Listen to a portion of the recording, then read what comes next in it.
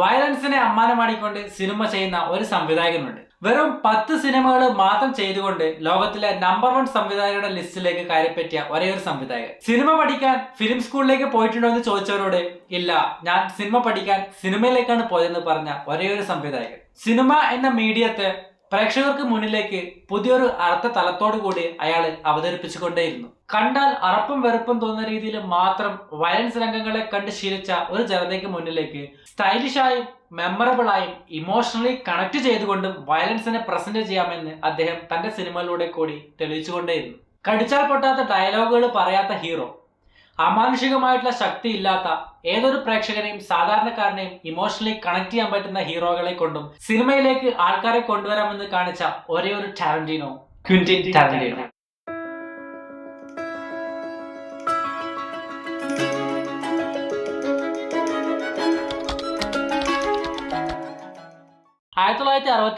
March 27 ടെന്നസിയിലാണ് Quintin ടാരന്റീനോയുടെ ജനനം. കോണി മക്ഹ്യൂവിന്റെയും Tony ടാരന്റീനോയുടെയും ഒരേ ഒരു മകൻ. ചെറുപ്രായം മുതൽ തന്നെ എഴുത്തിലും വായനയിലും അയാൾ ആനന്ദം കണ്ടെത്തിയിരുന്നു. 80കളിലെ ഒരുപാട് ജോലികൾ ചെയ്ത് ജീവിതം മുന്നോട്ട് പോകുന്നതിനൊപ്പം തന്നെ തന്റെ റൈറ്റിംഗ് സ്കിൽസും ടാരന്റീനോ കണ്ടെത്തി. തന്റെ സുഹൃത്തുമായി ചേർന്ന് എഴുതിയ ഒരു ഷോർട്ട് ഫിലിമിന്റെ സ്ക്രിപ്റ്റുമായി ഒരുപാട് നടന്നു. ചിലതൊക്കെ തുടങ്ങിയിട്ട് പകുതിയിൽ ഉപേക്ഷിക്കേണ്ടി വന്നു. മറ്റു ചിലതാകട്ടെ തുടങ്ങാൻ പോലും സാധിച്ചില്ല. 1990കളിലാണ് ക്വിന്റിൻ ടാരന്റീനോ പിന്നീട് തന്റെ സ്വപ്നയാത്രയുടെ തുടക്കം കുറിക്കുന്നത്. 1992 തന്റെ ആദ്യത്തെ ഫീച്ചർ ഫിലിമായ റിസർവോയർ ഡോഗ്സ്. 2 വർഷം കഴിഞ്ഞ് 1994 പൾപ്പ് ഫിക്ഷൻ. 2 വർഷത്തിന്റെ ഗ്യാപ്പിൽ വന്ന ഈ 2 ചിത്രങ്ങളും ബോക്സ് ഓഫീസിൽ മാത്രമല്ല ക്രിട്ടിക്കലി അക്ലൈം കൂടി ആയതോടുകൂടി ടാരന്റീനോ എന്ന പേര് കൂടുതൽ ചർച്ച ചെയ്യപ്പെട്ടു. എല്ലാ വർഷവും നിരന്തര സിനിമകൾ ചെയ്യാതെ തന്റെ ചെയ്യുന്ന സിനിമകളെല്ലാം തന്നെ പ്രേക്ഷകർക്ക് മുന്നിലേക്ക് മെമ്മറബിൾ ആയും ഇനി എത്ര വർഷങ്ങൾ കഴിഞ്ഞാലും ഓർത്തിരിക്കണം എന്നുള്ള രീതിയിലാണ് പിന്നീട് ടാരന്റീനോ സിനിമകൾ ചെയ്തത്.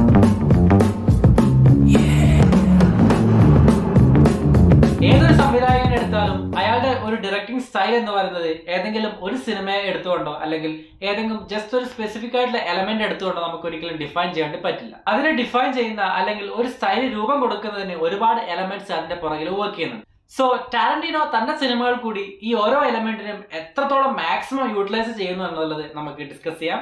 Number 1, story. ഒരിക്കലും ടാരന്റീനോ സിനിമകൾ എടുത്തു കഴിഞ്ഞാൽ ആന്റഗോണിസ്റ്റിനോ പ്രൊട്ടഗോണിസ്റ്റിനോ നമ്മൾക്കൊരു ലാർജർ ദാൻ ലൈഫ് അല്ലെങ്കിൽ അമാനുഷികനായിട്ടുള്ള ക്യാരക്ടറായിട്ട് ഒരിക്കലും കാണാൻ പറ്റില്ല. എപ്പോഴും വളരെ ഗ്രൗണ്ടഡ് ആയിട്ടുള്ള ഓർഡിനറി ആയിട്ടുള്ള ആളുകളായിരിക്കും ടാരന്റീനോ സിനിമകളിൽ എപ്പോഴും ആന്റഗോണിസ്റ്റ് ആയാലും പ്രൊട്ടഗോണിസ്റ്റ് ആയിട്ടും വരുന്നത്. I'm doing a pilot for CBS right now. It's called Lancer. You don't ever tip, huh? I don't tip because society says I have to. All right, I mean, I'll tip if somebody really deserves a tip. If they really put forth the effort, I'll give them something extra. But I mean, it's tipping automatically. It's for the birds. ഇത്തരത്തിലുള്ള ordinary പേഴ്സൺസിനെ ഏതെങ്കിലും ഒരു extra ordinary സിറ്റുവേഷൻസിലേക്ക് place ചെയ്തതിനു ശേഷം അവരനുഭവിക്കുന്ന പ്രശ്നങ്ങൾ വഴിയാണ് cinema എപ്പോഴും മുന്നോട്ടേക്ക് drive ചെയ്യാറ്. ഇത്തരത്തില് നോർമലായി ഓർഡിനറി ആയി പോകുന്ന ഒരു സീനിന് തൊട്ടടുത്ത ശേഷം എന്തെങ്കിലുമൊക്കെ ഓപ്പോസിറ്റ് ഡയറക്ഷനിലേക്ക് അല്ലെങ്കിൽ എന്തെങ്കിലുമൊക്കെ എക്സ്ട്രാ ഓർഡിനറി ആയിട്ടുള്ള എലമെന്റ് ആഡ് ചെയ്യും. ഇതാണ് ക്ലാസിക് ടാരന്റീനോയുടെ style. I'm going to switch back to French now. I don't want you to follow my masquerade as clear. This.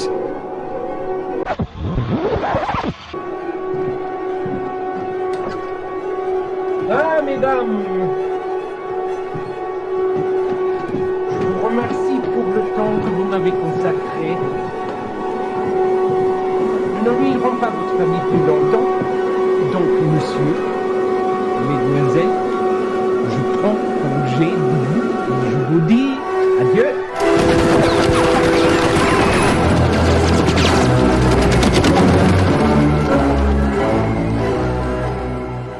ഇതുപോലെ സ്ക്രീൻ പ്ലേയെ കുറിച്ച് നിങ്ങൾക്ക് കൂടുതലായിട്ട് അറിയുന്നുണ്ടെങ്കിൽ ഡീറ്റെയിൽ ആയിട്ടുള്ള വീഡിയോ ഞാൻ ചെയ്തിട്ടുണ്ട്. അതിന്റെ ലിങ്ക് ഞാൻ ഇവിടെ കൊടുക്കാം. അതുപോലെ തന്നെ ഡിസ്ക്രിപ്ഷനിൽ ലിങ്ക് ഉണ്ടാവും. കമന്റ് ബോക്സിൽ ഞാൻ വേണ്ടി പിൻ ചെയ്ത് വെക്കാം. Okay, next comes production design.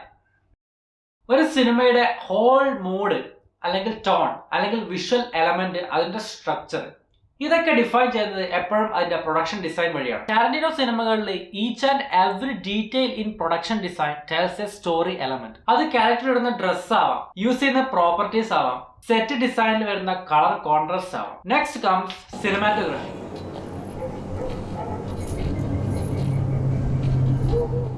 ഒരു ബെസ്റ്റ് സിനിമാറ്റോഗ്രാഫി എപ്പോഴും ഉണ്ടാകുന്നത് ഒരുപാട് എലമെന്റ്സിന്റെ കോമ്പിനേഷൻസ് വഴിയാണ്.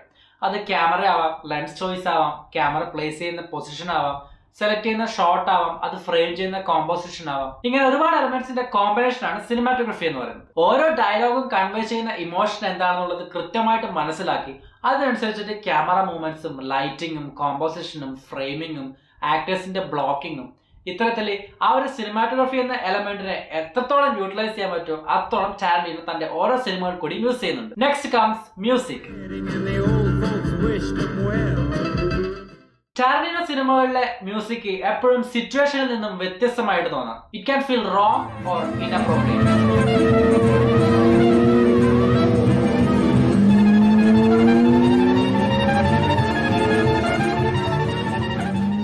പക്ഷെ ഇത്തരത്തിലെ മ്യൂസിക് യൂസ് ചെയ്യുന്ന സമയത്ത് ഓഡിയൻസ് എന്താണ് എക്സ്പെക്ട് ചെയ്യുന്നത് അതിനെ ബ്രേക്ക് ചെയ്യാൻ വേണ്ടി പറ്റുന്നു. ടാരന്റിനോ സിനിമകൾ എടുത്തു കഴിഞ്ഞാൽ നിങ്ങൾക്ക് കാണാൻ വേണ്ടി പറ്റും ഹാർഡ് കോർ ആയിട്ടുള്ള വയലൻസ് ആയിരിക്കും സ്ക്രീനിൽ കാണിക്കുന്നത്. പക്ഷെ ബാക്ക്ഗ്രൗണ്ടിൽ വരുന്ന മ്യൂസിക് എന്ന് പറയുന്നത് ഫൺ ആൻഡ് എന്റർടൈനിങ് ആയിരിക്കും.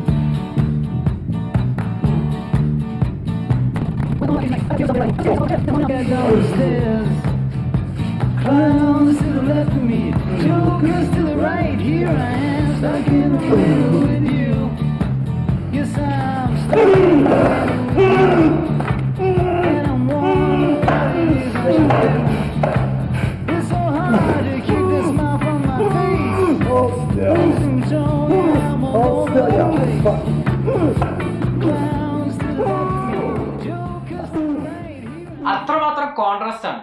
എന്തിന്? ഓഡിയൻസ് എന്താണോ എക്സ്പെക്ട് ചെയ്യുന്നത് ആ എക്സ്പെക്ടേഷനെ നമുക്ക് ബ്രേക്ക് ചെയ്യാൻ പറ്റും. അതായത് കൺവെൻഷണൽ മെത്തേഡിൽ നിന്നും നമ്മൾ എപ്പോഴും ഡിഫറെന്റ് ആയിരിക്കും. അതുവഴി നമ്മുടെ സിനിമകൾക്ക് എപ്പോഴും ഒരു ഐഡന്റിറ്റി ഉണ്ടാവുന്നു. അതേപോലെ തന്നെ ചിലപ്പോൾ സസ്പെൻസ് ബിൽഡ് ചെയ്യുന്ന സ്ഥലത്ത് മ്യൂസിക് ചിലപ്പോൾ കംപ്ലീറ്റ്ലി ഒഴിവാക്കും. ഇതും ടാരന്റിനോ സിനിമകളിൽ നമ്മൾ കണ്ടുവരാം.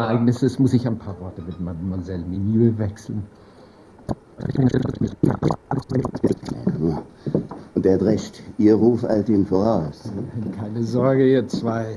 Als Sicherheitschef muss ich einfach mit der Besitzerin des möglichen neuen Veranstaltungsortes ein bisschen plaudern.